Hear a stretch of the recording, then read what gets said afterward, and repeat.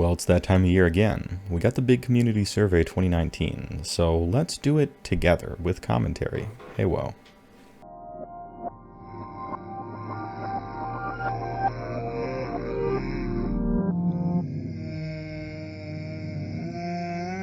First things first, where did I hear about this survey? I think it was Twitter. Perhaps an email from the Warhammer community. We'll say Twitter. Please select my location. That will be the US of A. How long have you been one of our fans? One of our fans, that's kind of a strange question, right? Because I've been a fan of Warhammer 40k's lore and ridiculousness, and models to a lesser degree, for many years. But the game itself, like the rules were just really bad. And I was never interested in actually playing the game. Same thing with fantasy. Except the rules were worse.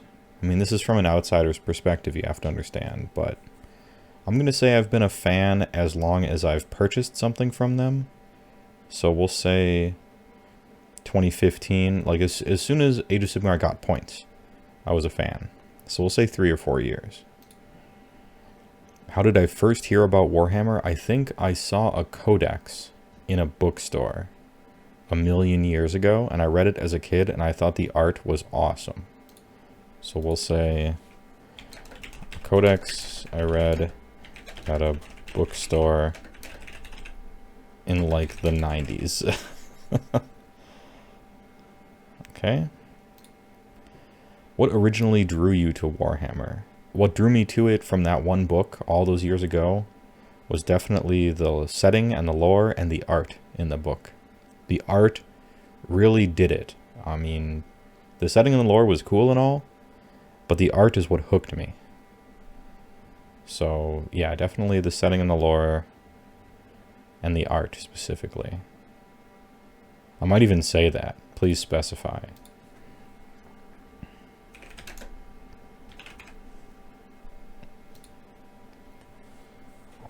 How easy or difficult were the following? Learning how to build the models. It was very easy to learn how to build models. I mean, they make it easy on purpose. It's made so that children can do it. Like every once in a while, you'll get a purple sun or a guy who's holding on to a two-handed staff, so you have to glue his arm on and the staff kind of at the same time, but 90% of the time, it is very easy to build the models, especially now that they're in plastic. Learning to paint.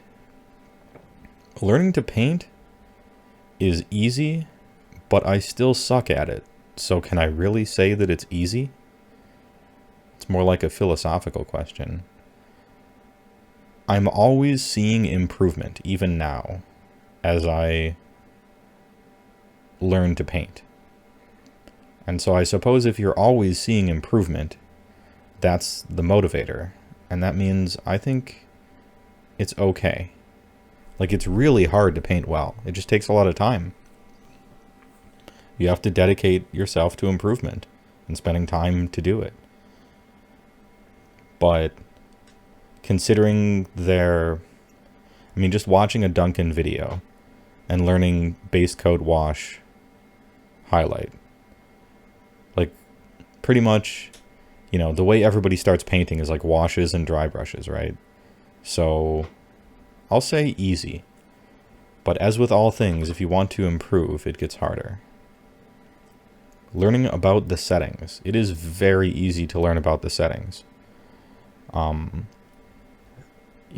You just, like Age of Sigmar, for instance, you just buy the core book and read the lore in there, and it tells you the timeline of the entire world. If you want to know about an army, you just read its battle tome. They make books in Black Library for all sorts of stuff, so you can read those if you want. Like, failing all that, if you don't want to spend any money or you want to expend zero effort figuring out where to look, you can always just post the question I see on Facebook every single day, which is, where do I learn about the lore? And then 11 people will respond to you saying, just read the core book or read this book or whatever. It's very easy to learn about the setting. There's also wikis. There's Lexicanum and stuff. Like, it's very easy to learn about the setting. Learning the rules. Learning the rules is easy. It's not very easy to learn the rules, because a lot of them are... You have to get in a particular mindset when reading Games Workshop rules. But this is something they've improved on, you know. As long as you can read English, learning the rules is easy. If you're bilingual and English is not your first language, I've heard some of their translations aren't very good, so then it might be harder. And if you're bad at reading comprehension in English, then learning the rules might be hard at times. But I think I can safely say it's easy. Finding opponents is as hard as where you happen to live, so I think it's just okay. If you have a lot of stores nearby, it'll be easy to find opponents. If nobody plays near you, well then it's just going to be hard to find people. Like, you know, make a Facebook group about it. Choosing an army or a faction. It is very hard to choose an army or faction. It's so hard, in fact, that I made a 2-hour video helping people choose an army or faction that I'm in the process of updating, because another 4 armies just came out and I want to keep the thing current, right? But also, you know, this is a game that is expensive. And it's not only expensive dollar-wise, but it's a huge time investment. Because hobbying is like most of the time invested in it, right? And so when the upfront cost is really high and the time investment is really high, well then the fear of making the wrong choice is even higher. And so because of this, people hem and haw about what army they want to play forever. And they're not wrong. They're not wrong to do it. You want to make a careful decision with your money and your time. So while it is very hard to choose an army or a faction, I don't know if that's a problem that they need to exactly really try to fix, right? Because it's just inevitably going to be the case. Unless armies were cheap and you could buy them fully painted, I don't think this problem would largely go away. Although if all the factions were modestly balanced between each other, this decision would be much easier. They are currently not. However, all of the 2nd edition ones are more or less along the same timeline. There are some outliers that are super good and some other ones that are kind of not so great, but for the most part the balance has been pretty good in 2nd edition. So they're working on that one. So of the 3 things that you would really stress over when choosing an army, which is I chose wrong and I wasted a bunch of money, or I chose wrong and I wasted a bunch of time, or I thought this would be good but I can't win. And not only can I not win, but the faction I chose is so bad that I don't even get to play the game. Like, I deploy my models on the table for 20 minutes and we talk about our army lists, and then 18 eels just kill everything and it's over. Or I set up my models for 20 minutes and we tell each other our rules, and my Skaven-Tide opponent shoots everything that matters over the course of 2 turns and then floods the board with clan rats and I can't deal with them. Like, I didn't even really get to play. You know, and the inverse could be true as well. And I've heard this from a lot of new players as well, where, you know, their play group is an elf on a dragon, some lion rangers, and wanderers guy, right? Versus gutbusters versus Ironjaws. And you're new to the game and you want to play an army, and you're like, oh dude, you know, Flesh Eater Courts looks so cool, I can play 5 Terrorgeists, that's so sweet. Well, you don't want to choose something so insanely powerful that nobody else has any fun playing against you. And so it's the opposite of the other concern, but I've heard people that were concerned about that. Like, they'll come to me or the Facebook group or something like that, and they're like, you know, help me choose a faction. I don't want something that can't possibly win or put up a fight even, but I also don't want the most powerful army in the game because I want people to like me in real life. I don't want to put my army on the table and have my opponent groan like, ugh, all right, yeah, I have no chance against this, you know, and that's no fun. So there's a lot of pitfalls in choosing your army. It is very hard. Overall, how easy was it to get started in the Warhammer hobby? It was very easy. I just spent money. I bought a Start Collecting Beastclaw Raiders. It had 4 Mournfang in it and a Behemoth. So I purchased that, right? And got some painting stuff. Watched Duncan's video where he paints a Thundertusk. And I just painted the Thundertusk exactly how he told me to on the video. So, I mean, how easy is it to get started in the hobby? As easy as spending money and then just doing the thing. So I guess give a reason for your choice. It's as easy as just spending the money and copying Duncan on a video. Have you introduced any of your friends to the Warhammer hobby? Yes, I have. Maybe I should expound upon that. Oh no, it asks me. How many? 1, 2, 3, 4, 5 or more. I have introduced 2 personal friends to Age of Sigmar. That's Mr. Mephisto and Sam Heil. And I started a YouTube channel that thousands of people watch. And I made a video called Choosing Your Army to help new players choose an army, of which many thousands of people have watched. And so I would like to think that of the people who watched it, a certain percentage were new players that I kind of introduced to the game in some respect. And taking this conservatively, we can say maybe 100 people. But they're not my friends, and it asked how many friends, right? So 100 people that weren't my friends plus 2 people, I'll say 4. Have you ever bought any Games Workshop miniatures? Yes, I have.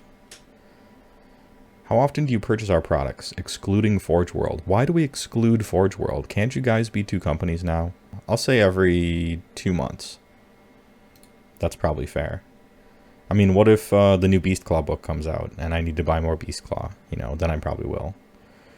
On average, how much do you spend on each purchase? Oh, what's this weird ampersand in front of this thing? Are these European dollary dues? What is it?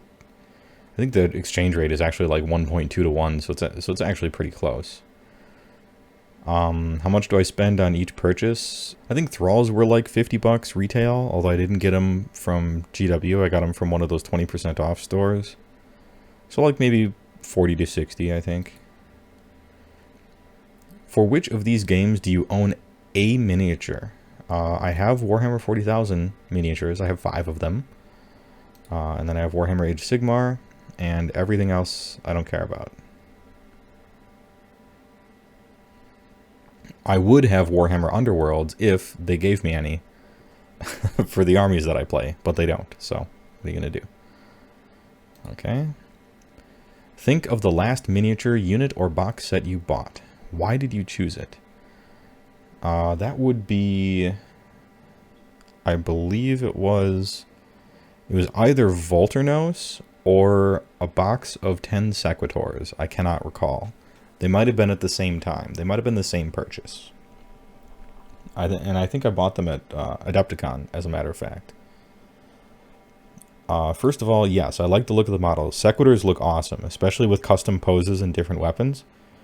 And Volturnos looks pretty sweet, except for his stupid head. So yeah, the models looked rad. I like the lore behind the models. Yeah, lore's okay. I wanted to paint them. Yes, I'm still very excited about painting them. I just started. I want to add them to my army for games. Yes, the Sequitors will be allies in my IDK list, and Volturnos will be in some of my lists. I wanted to add them to my collection. I consider that just about the same thing. No, it's not the case. If I bought a turtle, I would never play with it because it sucks. But I would definitely want to add it to my collection. Because, I mean, look at that turtle. Don't you want to paint that? Look at it. Anyway. I wanted to use elements of the model in a conversion. Yep, I also wanted to do that. I used a lot of Sequitur stuff and some of the Sea Friends that Volturnos comes with. I used his saber for something else. I'm always chopping stuff up. So yeah, pretty much all that stuff. What age were you when you bought your first Games Workshop miniature? I was like 32 or something. Which aspects of the Warhammer hobby do you take part in? I collect, I build, I paint, I play. I read Warhammer fiction, although I don't read Black Library books. But I do read background and the fiction, so I do all the things. What's your favorite aspect of the Warhammer hobby? Favorite aspect? Can I select making 12 lists a day on my phone? Is that a part of the hobby? Reading messages when people like my videos, even though I can't make them as often as I would like to. That's another favorite aspect of my Warhammer hobby. Playing the game with people at a tournament is super fun because tournament players are awesome, and I like seeing everyone's army and how everyone painted it. And so collecting is okay. Building and painting is fun. Maybe more fun than playing. Certainly not reading the background. I guess building and painting. If I have to choose between these four, it's got to be building and painting. What is, for you, the most important thing that you get out of the Warhammer hobby? To interact with the surprisingly welcoming and friendly community of Age of Sigmar.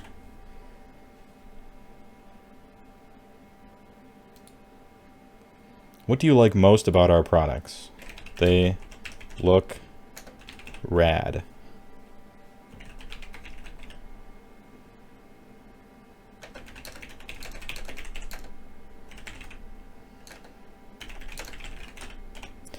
They look rad, hilarious and over-the-top lore, good plastic. I'll keep it to 3 things. What do you like least about our products? Citadel paint pots are horrible. Sylvaneth Wildwoods are toxic to play with and against, both physically and rules-wise. Seriously, Citadel paint pots, I have no idea why they're designed like that. I suppose you can open the thing up and then just pull paint straight from that little lip on it, so you don't need a palette. However, your mantra for painting with Duncan is 2 thin coats and watering down your paints. So that's not even helping that. Why aren't they in dropper bottles? Please. I know you have a whole production set up to produce these horrible things, and it would be really expensive to change your entire factory or wherever you get these things from to a different system, but this system ain't it. Sylvaneth Wildwoods are toxic to play with and against, both physically and rules-wise. The removable trees, the rules surrounding them, you can't put stuff into circles. If you take the trees out, they're slightly easier to play with, but they look stupid. You put the trees in, they're maximum annoying to play with and around, fitting guys around them, everything like that, catching on tree bits and hooking your models. And even if you took the trees out and let everyone just stand in the circles, the surface of the Wildwoods is janky and uneven with roots and everything. Like, your models can't even sit on them half the time. They're tumbling over and they're wobbly and fiddly. It doesn't look good. The ground doesn't look good. Like, they don't look good. They're physically annoying to play with. The rules for them break immersion in any number of ways constantly. And they're OP. Everything about them is wrong. So those are the 2 most important things. Citadel paint pots are garbage. Sylvaneth Wildwoods should be jettisoned into the sun. How far are you from your nearest Games Workshop? Back to regularly scheduled programming. How far are you from your nearest Games Workshop Warhammer store or independent? Less than 30 minutes. What best describes your gender? I suppose male. How old are you? 35. Are you self-employed? 3 different times. What gaming systems have you played in the last 6 months? That would be Age of Sigmar, Warhammer 40k, nope. Middle-earth, no interest at all. Blood Bowl, now I watched it, but not very interested. Necromunda, no thanks. Underworlds, your models are cool, but game, meh. Warhammer Quest, don't know what that is. Horus Heresy, no thanks.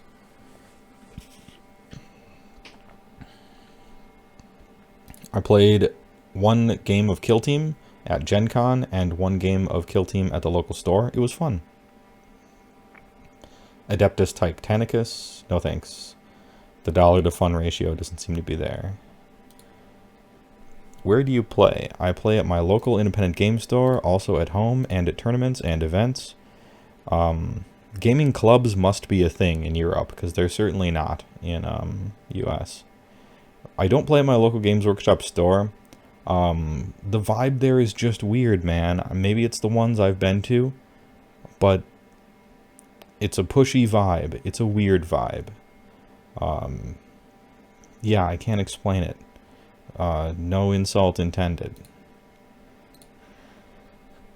Which type of play do you prefer? Matched, narrative, other, I don't play, open. I prefer matched play. Please give a reason for your choice. It's the one that's a real game.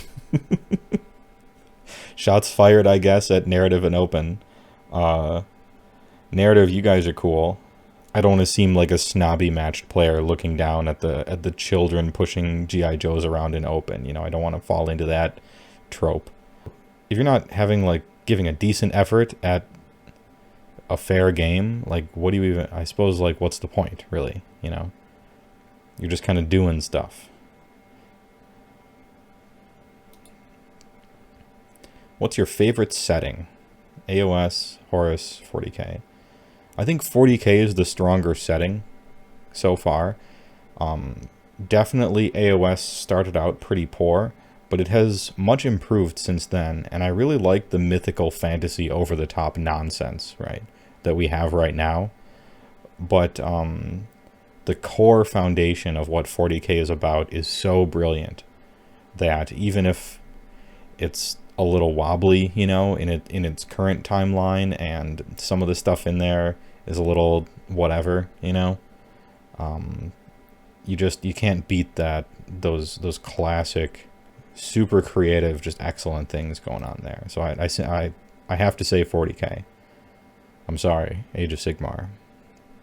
Yeah, you really can't beat the God Emperor of Mankind, and technology as religion, and the great wave of human exceptionalism washing over the galaxy, now in recession like the tide, you know, xenophobia,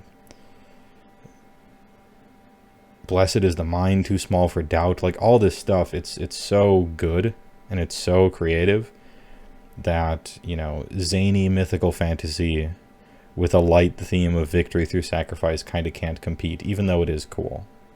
Sorry. How much time do you spend engaging with each aspect of the hobby in a typical week? Reading Black Library fiction. I don't read that. I'm just not interested in it. I flip through a few of them. I just don't find the writing to be that good or interesting. Reading about Warhammer online. Like all the time. I couldn't put in hours to it, but, you know, doing research for my show, and also just because I'm flatly interested in Warhammer, you know, on the internet. So I'll say 4 to 8 hours, maybe more. I just do it all the time. Like, it's on my phone, it's on the second monitor, so yeah, maybe more than 8. Building. Well, when I'm building all the time, but then I finish. So this question's hard to answer. I'll say 1 to 4 hours. Painting. Well, when I'm painting all the time, again. So I guess I'll say 4 to 8 hours for painting. Painting takes much longer than building. Playing. I play less than weekly. I could play weekly because I have a lot of local stores. I have 3 or 4 local stores that all play AOS. But when I'm free for a game, I'm typically like making content for YouTube for other people. So it ends up being less than weekly. watching Warhammer related videos and live streams. Probably 1 to 4 hours. It's actually at about the 4-hour mark, because I watch Warhammer weekly. I watch Doom and Darkness whenever he does a thing. I sprinkle in some other people's stuff every so often when they have an interesting subject. And I listen to Just Play Ian and Richie's podcast. So we'll say 4 to 8 hours.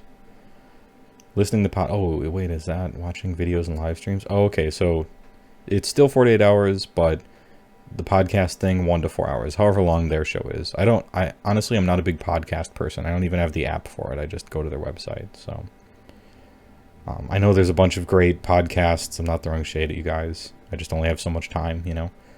Playing Warhammer related video games. I played Total War a little bit. Total War 2, same thing. It was okay. Most of the Warhammer related video games, besides a few shining exceptions, are pretty bad though, so you can't blame them. They just sell their IP to somebody and then that person makes the game, right? So this section is about how you like to get your hobby news and updates. Ooh, okay. Stormcast podcast. This has been a huge success story. They released a Stormcast podcast a long time ago, and it was like a 15-minute long terrible commercial for themselves, where they would bring somebody who was just in the office in, talk to him for like 6 minutes, not say anything, and then, sorry, that's all the time we have. It was garbage. I made a parody video of it, and shortly afterwards, they shit-canned the whole thing. Am I saying that my parody video killed Stormcast podcast? Yes. You heard it here first. No, it probably had almost nothing to do with it. However, the complaints people had were very legitimate, but the new Stormcast podcast that they redid and came out with, light years ahead. Excellent content. Probably the best online content they give. Really excellent. Warhammer Live on Twitch, I usually don't. Not in the last week anyway. It's not on when I'm around usually, because it's Euro time. And you can't watch previous episodes of it without subscribing to them, which prevents me from ever watching it. So I don't know if I want to subscribe to it or not. So, you know, it kind of sucks. Warhammer Community webcomics, no. They are super cringe. I mean, I've only seen a few of the Age of Sigmar ones, and they're cringy as fuck. Regimental Standard, don't know what that is. Warhammer Community articles, yep. Those are great when they're previews, as long as they're telling the truth as far as they know, or the truth doesn't change slightly, which sometimes that's a problem. Official army builders, yes, the best thing they do. Never mind, Stormcast isn't the best thing they do. The War Scroll builder is the best thing they do. Alright. Rank your favorite official Warhammer content from the last year. I would say that Stormcast podcast is the best, followed by actually their painting videos are very nice, with Duncan and all the other people. Like, their painting videos are really nice. I don't watch them much. Duncan memes are funny and everything, and sometimes they give decent advice, but for the most part they're like extremely basic for new people, but it's a really helpful, really useful thing, and I'm very pleased they're doing it. So definitely second place, arguably first place, but I don't watch it, so very much. I don't know what Regimental Standard is, so it's got to be pretty low, just personally, right? Their Warhammer Community articles are okay. I like the previews and stuff, but their articles, like, about tournaments, like their tournament report articles, are woefully under-informed. They don't give the lists everybody was using at the event. They don't say what armies people are on. They just kind of talk factions, and sometimes they only just talk Grand Alliance. You know, they may or may not interview the person who won, but they really only talk about top 3. Like, I really would like to get much better statistics from them. Warhammer Live on Twitch, the few times I've watched it, it's either like unwatchably boring or kind of interesting, so we'll put it 4th. I don't know what Regimental Standard is, but it's probably better than Role Models, because that webcomic is terrible. How often do you visit warhammercommunity.com in a week? Is warhammercommunity.com the site host for the War Scroll Builder? Yes, it is. It's warhammer-community.com/warscrollbuilder, in which case, like 20 times a day. Besides making lists on my phone. That thing is a lifesaver. Rank the following types of articles by how likely you are to read them. Announcement of a new product. I read these all the time. Tactica. I wouldn't read these. Written painting guides. I wouldn't read these. Conversion tutorials. I wouldn't read these. I'm super into conversions, and they're really interesting to me. It's probably my favorite part of hobbying is converting the models and chopping them up, using a Dremel to get in there and green stuffing stuff together. But the fun for me is imagining something, trying to figure out how to do it, and then following through on that and seeing whether or not it works. Not like reading a tutorial that somebody else did. Lore articles. I read these all the time. They're actually quite nice, and often pretty well written. The Malign Sorcery ones, specifically, were very nice. Big fan. Interviews with the Warhammer studio, like Jervis Johnson. I am likely to read them, although maybe not sometimes, if I have time. Interviews with community experts, like recent tournaments or Slayer Sword winners. Nope. Rules previews. I read these all the time, and I'm super excited when they come out, and I'm super disappointed when the rules previews might not be like 100% accurate because they change something later. It's really probably just a miscommunication within their pipeline, but it's very frustrating when it happens. But you want to get those rules previews, man. You want to see how things are going to change. Miniatures preview, a closer look at new kits before they arrive in stores. Yeah, those are sweet. Big fan. Event coverage. Honestly, unlikely. I consider event coverage to probably be the worst content on Warhammer Community. It's just really poor event coverage. It doesn't have the data you want. It doesn't have the lists you want. It doesn't have the statistics you want. We have to track everybody down and find all their lists and come up with a document for it. And then we have to have LLV go through all the stats himself. And like their event coverage is so bad, the community has to 100% do all the work, and it's like pulling teeth half the time with these TOs. I don't understand it. Do you read English language articles? Yes, I'm happy to read articles in English. It's the best. It's the only language I'm good at, put it that way. How would you rate the overall quality of Warhammer Community's content? I would say it is good. It's not very good because it has improvement to make, but the improvement it's already done has been incredible, right? And currently I think it's good. Kudos for the improvement. What new functionality would you like to see on warhammercommunity.com? Better event coverage with full army list for download and LLV style statistics. What types of articles or videos would you like to see on warhammercommunity.com?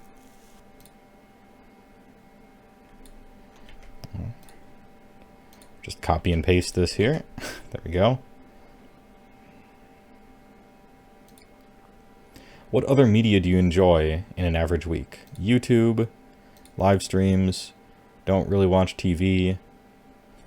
In the average week, I probably don't watch film, but I do probably every 2 weeks. I'll watch a podcast. I'll play some video games, console and PC. Yep, both of those. Video games mobile. Playing phone games. Don't embarrass me. Reading books. Listening to audiobooks. All right, yeah, seems good. Next. Our goal is to support the very best global gatherings, Warhammer events. What can we do to make them better? Do you attend organized Warhammer gaming events? Yes, I do. It's been one of the biggest surprises and the greatest joys of playing Age of Sigmar was the tournament scene. Something a lot of people are afraid of because of probably of poor experiences in 40k or something, but I found the Age of Sigmar tournament scene to be really just excellent. Really friendly. How many events have you attended in the past year? Let's see. Adepticon LVO, Dragonfall, local event, 2 other local events, Wapaka, that Christmas event. Yeah, like 6 to 9, probably. Where did you attend Warhammer gaming events in the past 12 months? In my local independent store, at a local Warhammer store for the Christmas event, Warhammer Club, these must be a Euro thing.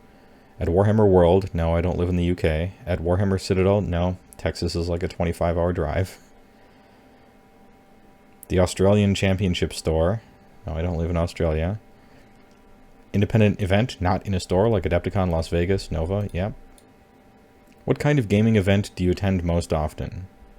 Doubles, team, narrative, other, competitive matched play, single-player tournaments. Although, doubles is kind of creeping up on this one. Doubles has been pretty entertaining, to be fair. I was definitely thinking that it wasn't going to be, but, no, doubles is pretty sweet. What kind of gaming events do you most enjoy attending? Competitive match play, single-player tournaments. Why? The people are great. The competition is fun and more fair.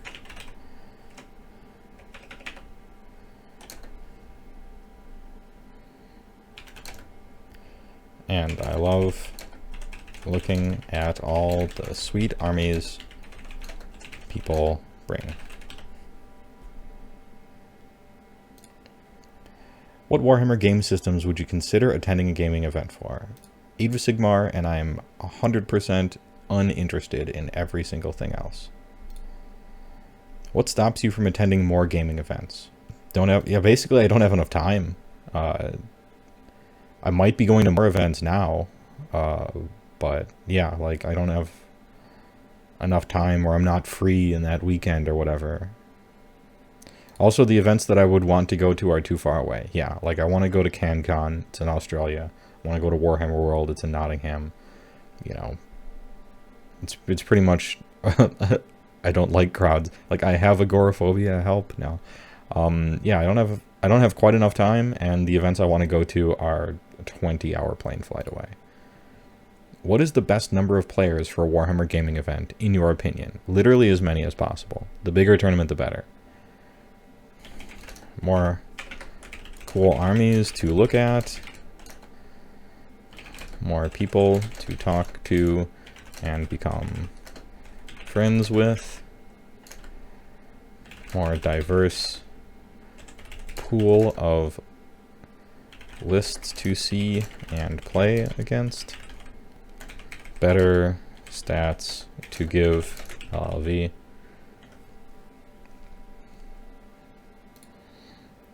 How long would your ideal gaming event last? Probably Adepticon is pretty much my ideal event, and that's 4 days long.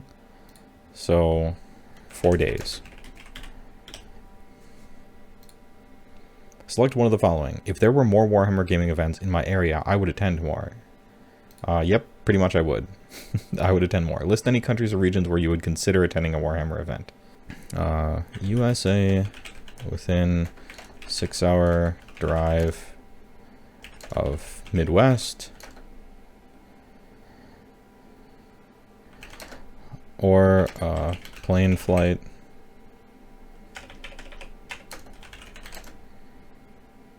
If the event was sweet enough, or in Las Vegas. I will take any excuse to go to Las Vegas, so maybe Australia. Okay. How far would you be prepared to travel to attend a tournament or event? Probably like 6 hours travel time, but I make a special exception for Las Vegas and maybe Australia, like I said. Outside of organized gaming, what other activities at events would you consider participating in? Painting competitions, I'm not good enough yet. Someday. The goal is improving enough to not feel ashamed by my submission. And when I feel like I'm good enough so that submission to a painting competition isn't like embarrassing the quality that I'm doing. Like when I'm putting it amongst the competitors, I'm like, mine isn't the worst one. That's where I want to be when I first submit. Currently no, but I'm working towards it. Meet and greets with Warhammer Studio members. Yeah, that'd be fun. I like to shop. Seminars are cool. Demo games, meh. Painting demonstrations, yeah, those are sweet. I've been to those at A-Kon. Cosplay competitions, wait, participating in? No. Watching, sure. Yeah. How many events featuring Games Workshop miniatures do you go to in a year? 5 to 7. Do you prefer Games Workshop events and tournaments? Independent supported by Games Workshop, or I don't attend them. Independent events supported by Games Workshop. Please give a reason for your choice.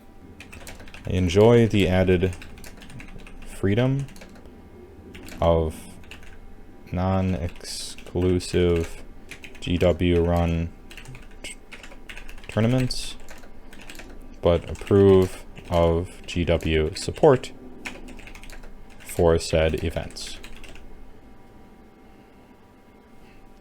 And I wish there were more in the future. Describe your perfect Warhammer event. Where is it? What is being played? What style of game? Adepticon. It's close to where I live. Age of Sigmar is being played all the time. It's matched play. There's a team event as well. There's painting classes you can take all the way from beginner to expert. There's a reveal seminar where they spoil stuff for you. There's a great shopping area. There's free tables set up so that you can play with random people as much as you want. There's ladies on bicycles that are just biking around inside the place that sell you beer. Adepticon is how Warhammer events should be. It's got it all. It's got it all. And it's like big enough that a lot of the cool foreign guys show up. What do you want to see in the next generation of core rules, codexes, battle tomes, and White Dwarf magazines? Oh boy, here we go. In this section, we're looking to find out how we can showcase and expand upon the coolest bits of the game and storyline. Coolest is right, because Beastclaw Raiders are chased by the Everwinter. Do you play Warhammer Age of Sigmar? Yes, I do. Which Warhammer Age of Sigmar factions do you collect/own a miniature for? Even one, alright? I have some Stormcast Eternals. They're my allies in Ideneth Deepkin. I got some Caradron Overlords that I'm currently trying to sell, but technically I still own them. Ogres. Oh, the big boys. Yes, I have like 3, maybe 4,000 points of Beastclaw Raiders, and probably 1,000 points of Gutbusters. And Ideneth Deepkin. I got a 2k army for that, Deepkin. Do you use the Realm of Battle special rules? Yes, I use all the optional rules. I think. I use all the optional rules I know of. Which do you use? All. I mean, we just roll randomly. Every time. So. Do you use Malign Sorcery? Yep. Do you use Malign Sorcery artifacts? Yes. Beastclaw Raiders would be unplayable without the artifacts. And a lot of people think they're unplayable even with them. They're not exactly wrong. Which realm's artifacts do you use most often in your army? Well, that's kind of a... I have 2 armies. So I have Beastclaw Raiders, and you have to go Death, because you have to have an Ethereal Amulet. Otherwise, Frostlord dies. So, it's Death. But then, in Ideneth Deepkin, I'm in the realm of Akshi, because Ignax Scales is pretty useful on Eidolon. But the best realm is clearly Ulgu. It's the most powerful one, with the best stuff for the most amount of people. I guess I'll say Death, because Ethereal Amulet. What most affects your decision when choosing which Warhammer Age of Sigmar faction to collect? Rules, background, miniatures, other. Yeah, it's a tie between rules and miniatures, a direct tie. Because you have to jump through hoops, right? There are filters when choosing an army. And you have to get through each filter before, you want to play an army. Their miniatures have to look awesome. So you have to be taken by their aesthetics, right? Which, besides Eels, which I think look dumb, Iden of Deepkin definitely did. It captured my... They're aesthetically pleasing to me. They look awesome. They're super creative. Sometimes maybe a little too creative, but that's where I like to be. You know, Beastclaw Raiders look so sweet. Eidolons look so awesome. You know, even Namarti Thralls look excellent. They're basically like those high elves from Hellboy 2. Like, they look awesome. You know, how you're supposed to play the army and what its playstyle is, it kind of has to fit your personality in some way. So even if something looked amazing, but you're not really, like, let's say you love the look of Sylvaneth, but you don't want to play defensively. Well, then Sylvaneth probably isn't for you. And I know Dreadwood has an Alpha Strike, so this isn't a perfect example, but I had to think of one in 1 second, so sue me. Unless the background is downright stupid. Like, all the backgrounds are pretty much good. Some are better than others. Like, Flesh Eater and KO are better than, you know, Bone Splitters and Seraphon, right? But Seraphon might be getting better ones because of that short story we saw in Wine Sorcery, so who knows. Anyway, background is the least important, but still important. Okay, well, let's think about this. Blades of Khorne had, in my opinion, the most interesting rules early on in 2nd edition, because Blood Tithe and the ability to combo with that was so fascinating to me as a Johnny. But the models, like, weren't all the way there for me. You know, Blood Reavers look really stupid, and I don't like any of the Bloodthirsters. I think they look like they're tap dancing, and I hate their silhouette. So, like, the models weren't entirely there, and a lot of the models you had to use for the combo-rific stuff, you know, like a bunch of Chaos War Shrines looked stupid. And I know there are great conversion opportunities there, so, you know, don't get me wrong, but yeah, like, the rules for Khorne, and this is old Khorne, not new Khorne. New Khorne, they nerfed everything I loved about it, so I have no interest in playing Khorne whatsoever any longer. But yeah, old Khorne had, like, 100%, like, I loved the rules of it, and it was so interesting. But the models weren't quite there, so I didn't go through with it. Also, I figured it would get nerfed, and it did. And then it was nerfed again, so... Or changed, I guess. So now can I think of a faction with the coolest looking models ever that I didn't choose because of rules? No. Because I chose Beastclaw Raiders, who look completely awesome, and their rules are complete fucking garbage. So, alright, we've used science to figure out that clearly I care about miniatures the most. Have you ever used the Path to Glory rules? God, no. Have you ever played one of the battle plans in a battle tome? Yes, I did. I played one in Legions of Nagash to introduce a friend to the game. I found it to be... We were, like, playing it, and he's like, wow, this isn't fair at all. I'm basically going to win this because it's, like, so clearly in my favor. And I'm like, yeah, probably. But this helps you learn the mechanics, right? And he's like, well, the mechanics are really simple. And I'm like, yeah, okay. So, yeah, for the most part, the battle plans in the battle tome I haven't found to be very useful at all. But probably not the target audience for that. Even though I've introduced a lot of people to the game. Rank the background elements in battle tomes from favorite to least favorite. Stories, maps, bestiary, unit entries, history, and timelines. I actually think the bestiary unit entries are very well done for the most part. And really interesting and cool. The histories and timelines I like a lot. The stories and fictions fluctuate wildly between decent, okay, and boring, and the maps are garbage. Do you use Warhammer Legends rules? No. I'm interested in games that are fair and use points and stuff. I don't want to just push stuff around for no reason. How often would you prefer pitch battle profiles to be reviewed and updated if needed? As basically the lowest number possible. 3 months? Okay. If this said 3 weeks, I'd say 3 weeks. Now, does that mean stuff get changed every 3 months? No. If something doesn't need changing, then when the 3-month thing rolled around, they would say, no changes at this time, and explain themselves. It's like Magic's banned restricted list updater, right? the BR announcement comes out and they're like, you know, we're concerned about this and we're kind of concerned about this other thing, but here's why we're not acting yet. So no changes at this time. But, you know, we're keeping an eye on this thing, and this is our reason why. That's the kind of announcement that Warhammer needs. It lets you know that they know what they're talking about. It lets you know what they're considering. It lets you know what you should be concerned about.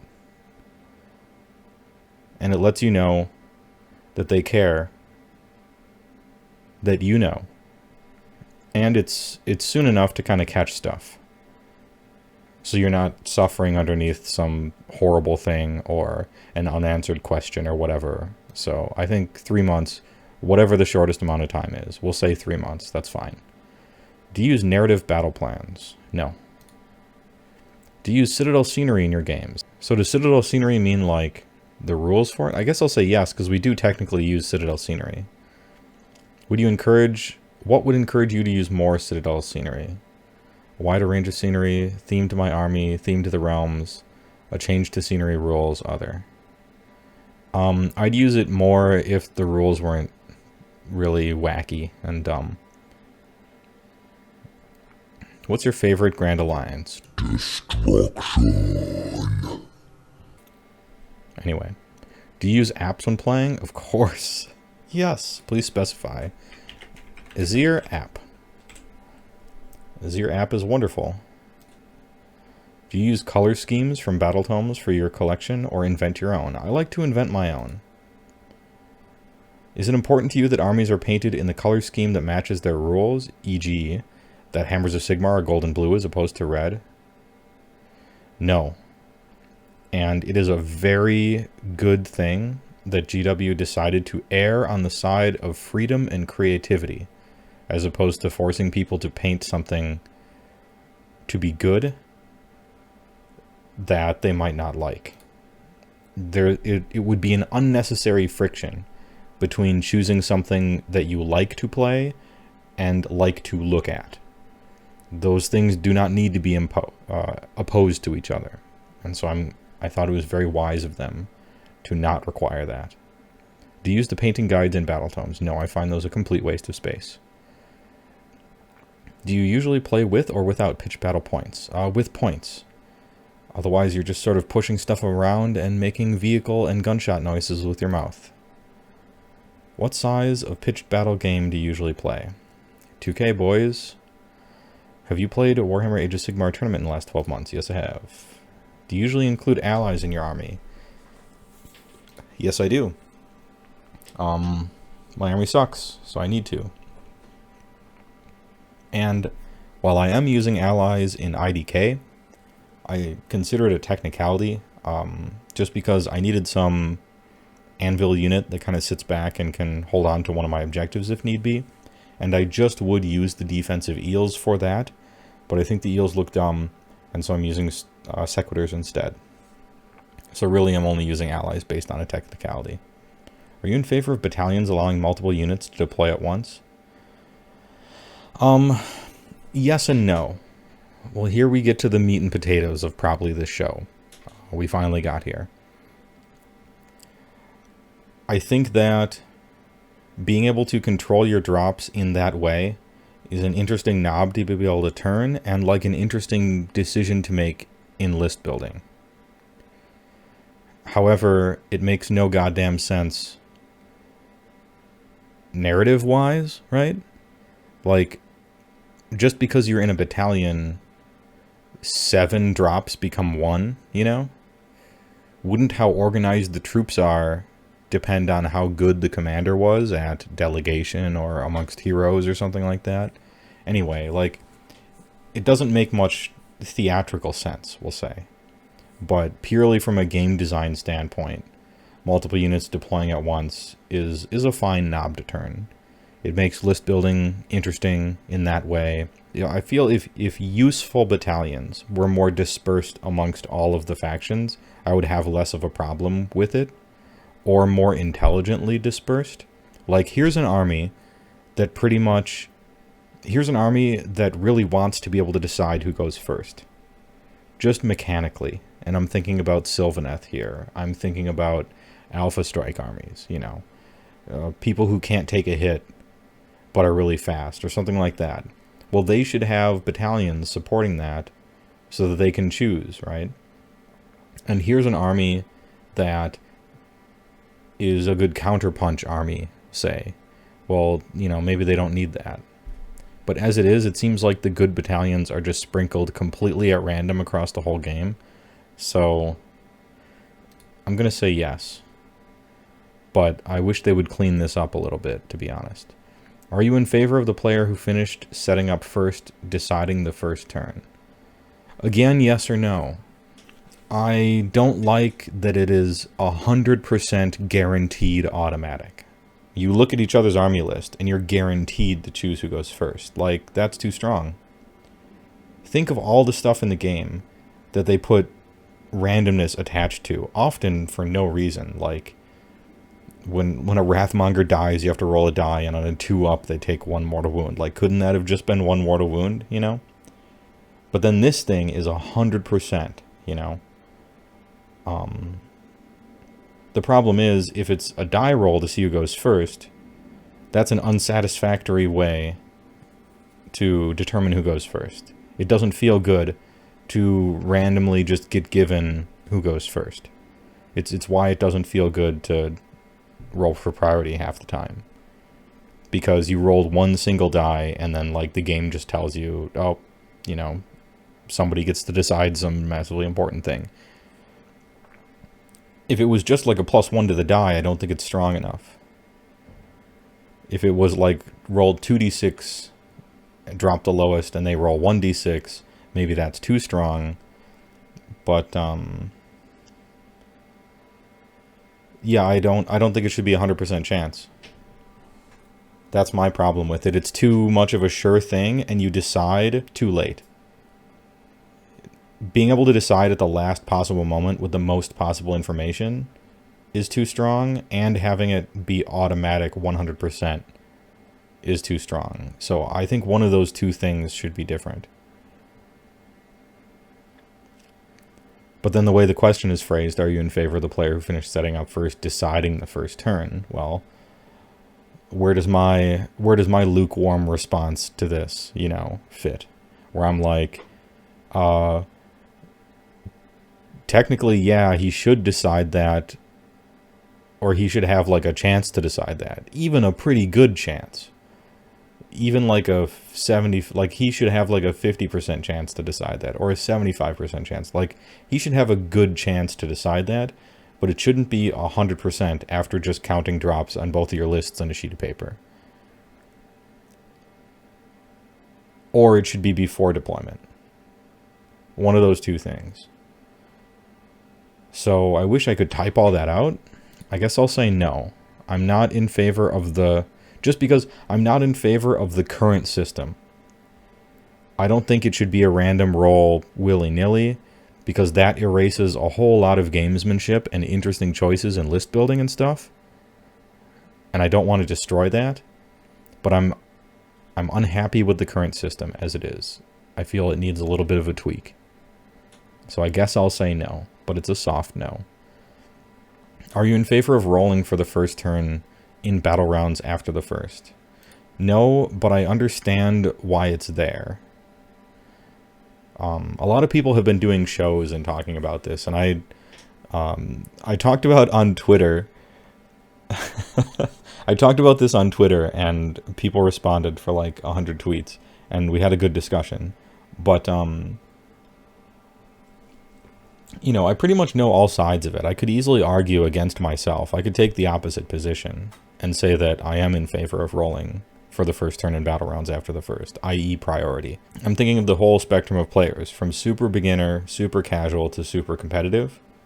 Turn 2 doubles probably end a lot of games for casuals, not so much when you start getting intermediate or advanced at the game. The turn 2 double can do a lot of damage, but you had 45 minutes to prepare for it. Long story short, you know, it's not exactly a hidden tactic.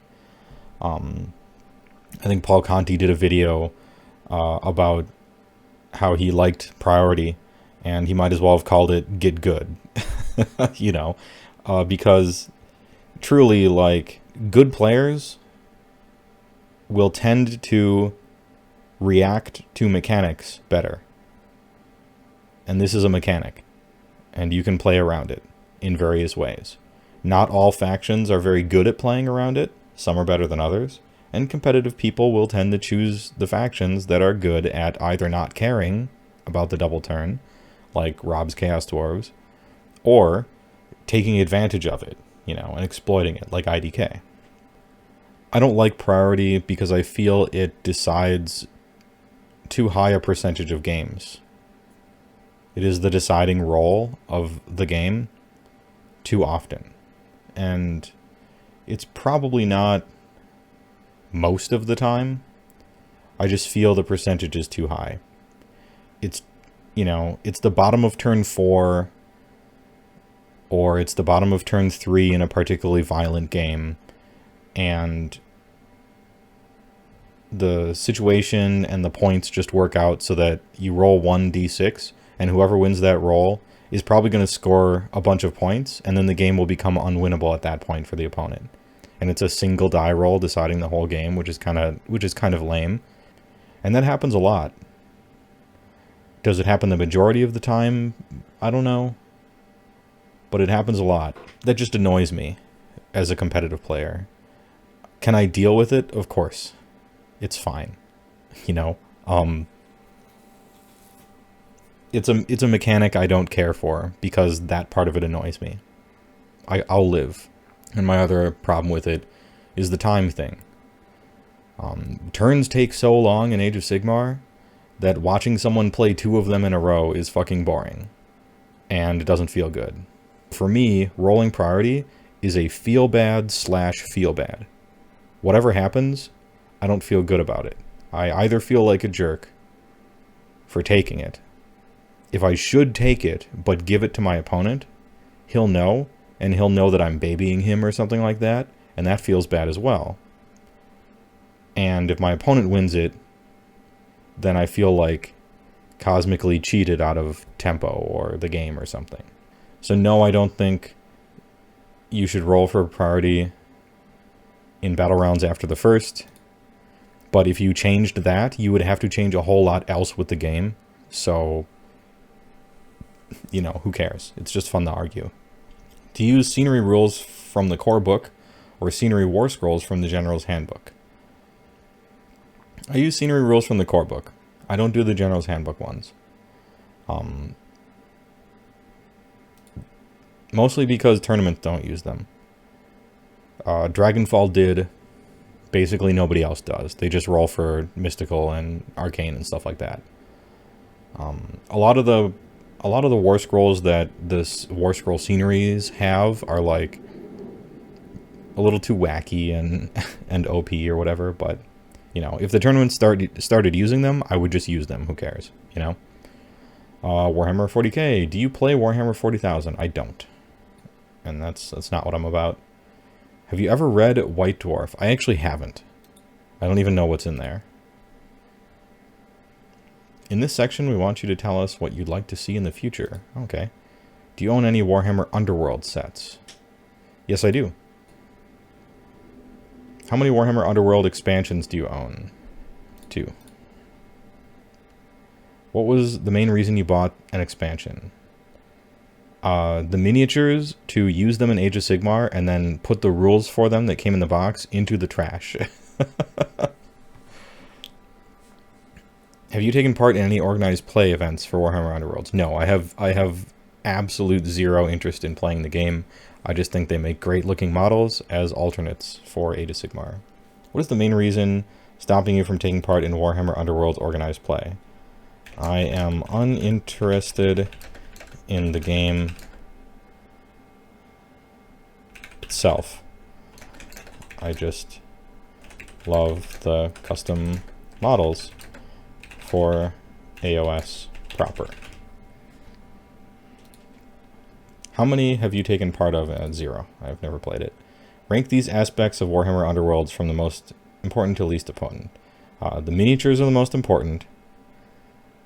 Painting the war bands are the second most important. Narrative and story are the third. And everything else I don't care about. So I'll just organize it like that. What kind of prize would you most like to see in Warhammer Underworld's organized play packs? I don't want unique miniatures in, like, play packs. Because then it would be even harder for me as a person who doesn't play the game to get cool-looking miniatures. I would just rather the... I guess I'll say dice, because dice are the thing I care the least about, and they're always shit. What new warband would you like to see released for Warhammer Underworlds? Beast, Claw, Raiders, in all capitals. Would you be interested in buying Warhammer Underworld's branded merchandise? I don't know what that means. No, I guess. Like a shirt or something? Nah. Boxed games. We'd like to know what you think of our growing catalog of boxed games. I think I don't care about any of them, pretty much at all. And just use them to cannibalize their parts for Age of Sigmar. It's nothing against the games, I'm not even interested enough to look into it, that's all. I don't own any of the following. Assembly guides and packaging. Ooh, we're getting close to the end. Do you use the rules that are provided in the assembly guide? No. God, no. I use a Xerap. It's the most updated one. How could we improve our packaging and instruction guides? They're actually pretty good. Do you use the paint swatches provided on the reverse of the packing bot? I do not. Are there any key pieces of information missing on our packaging or assembly guides that you would like to see? No, actually, you guys are doing pretty good with that. Doing pretty good with that one. Our digital publications push the boundaries of how you can interact with our books. Okay. Do you use digital codexes and battle tome? Yes. Yes, I do. It's the only way to fly. Dude, a battle tome comes out, and 2 weeks later, some of the rules are changed. So 2 weeks after the book comes out, the book is useless. Digital book comes out. 2 weeks later, they update it with the errata. Done and done. What device do you read? I read it on an Android phone. Google Pixel, baby. Alright. Which feature of digital codexes battle tomes is most important to you? Mobility and automatic updates. They're both equally important because I don't want to carry 3 books around. I want to just carry a phone around. But then again, the automatic updates mean that the rules are always correct, right? Unless there's like an error or something on it. I actually think the automatic updates are more important than mobility, and that's crazy because the mobility is super important. Would you like to see classic Games Workshop books released in a digital format? No, I don't care. Well, I don't mind. It's not like I'm against it, right? Like, do what you want. Just because I don't read the books doesn't mean you shouldn't release them in digital format. I mean, come on, I'm not going to stop you. What new features would you like to see in digital codexes and battle tomes? One last thing. If Games Workshop could do one thing that would make collecting, building, painting, and playing with our miniatures more enjoyable for you, what would it be? One thing? Oh my god. Well, let's see. It would be to release that matched play reference book, both in physical and digital versions. But I already said that, so it's got to be something else. Well, let's just start listing them and try to figure out which one's the most important. First of all their recommended secondaries are stupid and need to be heavily reworked, in my opinion. Release that matched play reference book. That's a big one. Put Citadel paints in dropper bottles, for the love of God. I feel like we just really need another Stormcast book. That would finally be enough for the game to be perfect. Especially before a Destruction Tome. That's imperative. Rethink, and then redesign, and then re-release Sylvaneth Wildwoods from the ground up. They're one of the biggest negative play experiences for all I can possibly think of. So that's niche, I guess, but it must be said. Sylvaneth Wildwoods are toxic. Officially apologize for Finecast. Release regular banned restricted list style updates like Magic does, where you talk about the things you're concerned about or looking into, and you give your reasoning for changing it or not. So more communication about your intent and your thoughts on that. With language that shows us that you understand what's going on. Consider how awesome a model looks when writing its rules. You know, I mean, Sloppity Bilepiper was bad enough, but now Lotan?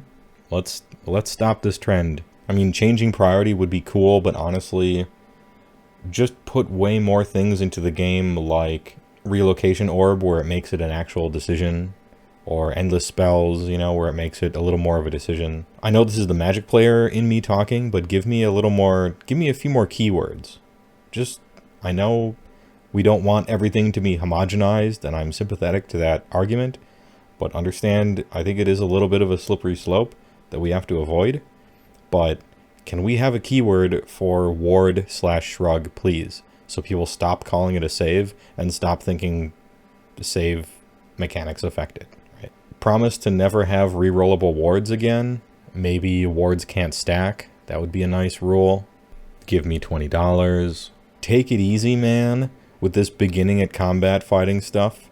Every Finecast model in the game should be redone in plastic. What is the thing they could do for me that would make the game more enjoyable? Like paint pots for Citadel paints, that's probably pretty important.